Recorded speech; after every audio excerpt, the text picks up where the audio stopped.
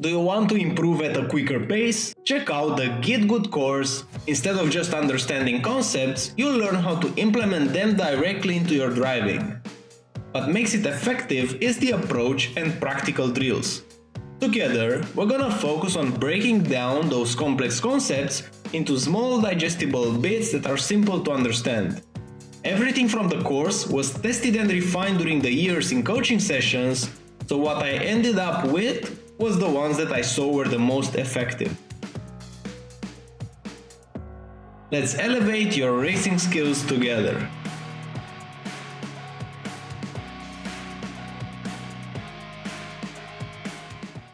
Now for the track guide. For turn 1, what I'm using as a reference for braking and turning in is this exit road on the left side. You see that the road opens up slightly on the left and we have to take advantage of that. So we're preparing it in such a way that before braking, we will put the car with the left tires on the left part of the white line. This will make our arc into the corner a lot bigger. We're gonna be able to carry more speed, but also it's gonna make the corner a bit easier for us. So opening up here is key. Now, our approach here will be turning, shooting the car into the corner and then braking. You don't want to brake on a straight line and then turn.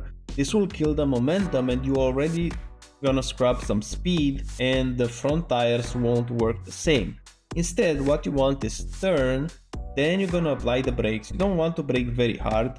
You're just trying to put some weight on the front end of the car so that you will have more grip and more ability to turn the car. If you will brake very hard, you will kill the momentum and we don't need that here. We need the car to turn and we need to get very close to this compression zone right here. There's a lot of grip at this part. Unfortunately, I have a mistake in this lap, or maybe it's not that unfortunate because we can talk about it.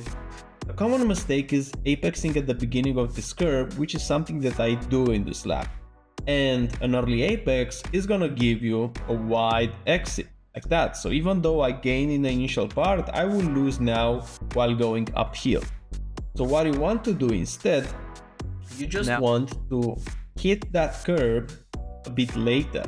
So instead of hitting it here in the beginning, you should time it more in the middle.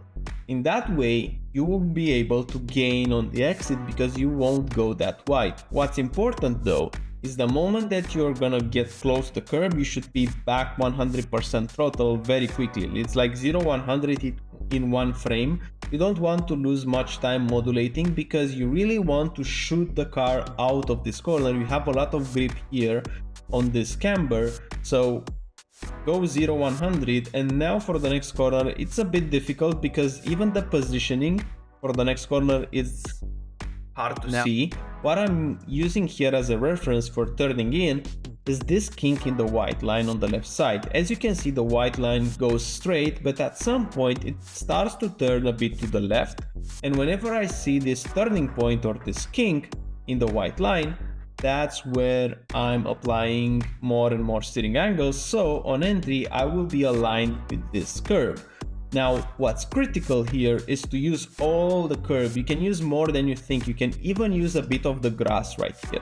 So this image speaks more than 1000 words. You really have to use it like that, otherwise you're gonna lose into the next corner. You're gonna make your next corner a bit more difficult.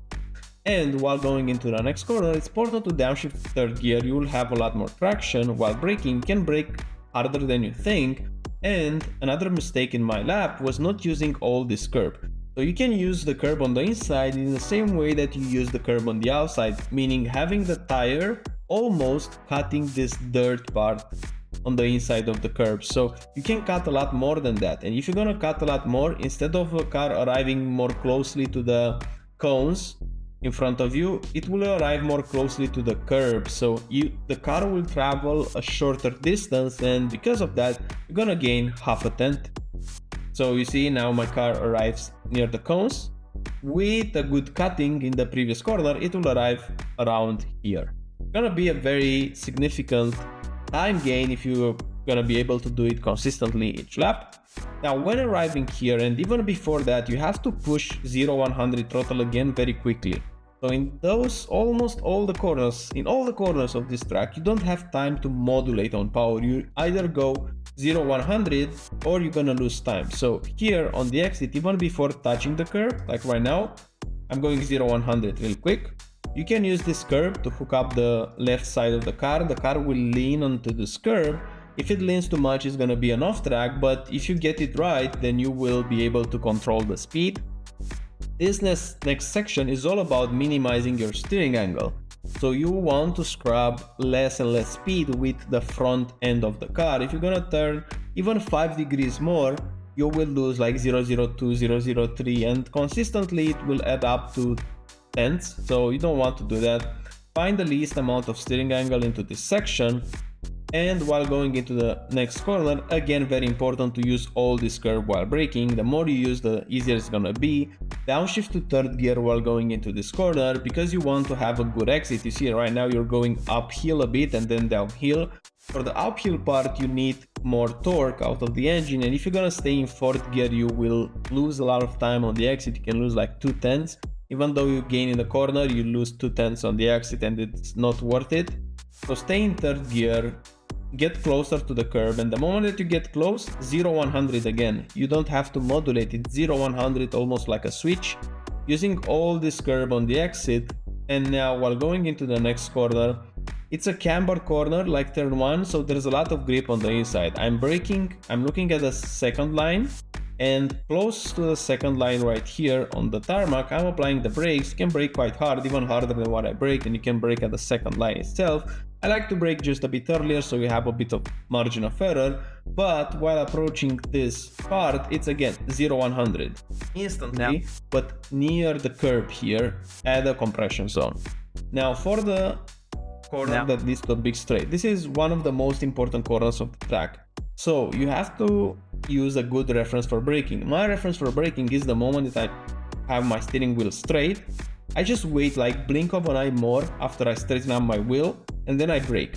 You don't want to brake while you're still turning because you will not be that efficient under braking, so you want to brake just a bit later so you will have the steering wheel straight, and then while applying the brakes, use this curb so you can open up the corner. So open up as much as you can. You see it's a theme on this track. And while trailing into this corner, it's important to be very early on power here, very early. So the moment that I'm getting close to the inside curb, again, I'm 0-100 back on the throttle. You see it's a bit more difficult here to go 0-100 real quick because you have to take that curb, but super important to arrive at 100% quickly in second gear using all the track here on the exit, because you will gain a lot of time on this long straight.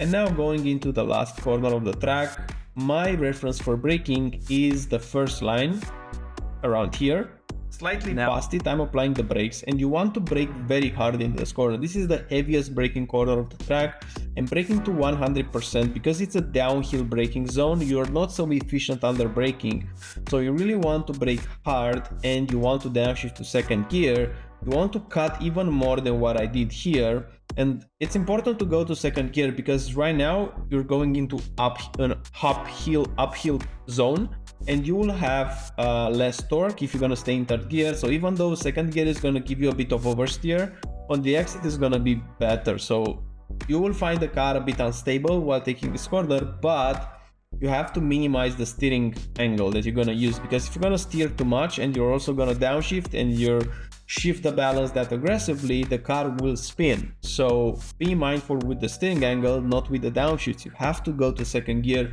so you will get the better exit out of this corner. And one small thing, you have to look here on the throttle. You see, the earlier you go on 100%, the better it's gonna be. It's a huge straight up until turn 1. From this part up until turn 1, you're gonna be flat. So what I recommend here is to cut more this curb. If you're gonna cut more, you will minimize the time that you will stay in this limp state, so you will arrive at 100% quicker. Also here, you don't want to do this lift. I did like a 5% lift. The only reason why I did the lift is because I had a shallower angle going into this corner. So if you cut more in the previous one, you'll be able here to stay flat out or maybe lift 1-2%, but not 5. And in short, that's a track guide of Road Atlanta with GR86. If you like my style, if you find it working for you, I just released a sim racing course. It's very accessible. It's everything that you need to know about putting the racing theory into practice. A lot of people that got the course have had excellent results. So if you want, check it. It's in the video description. Until then, see you on the next one. Bye bye.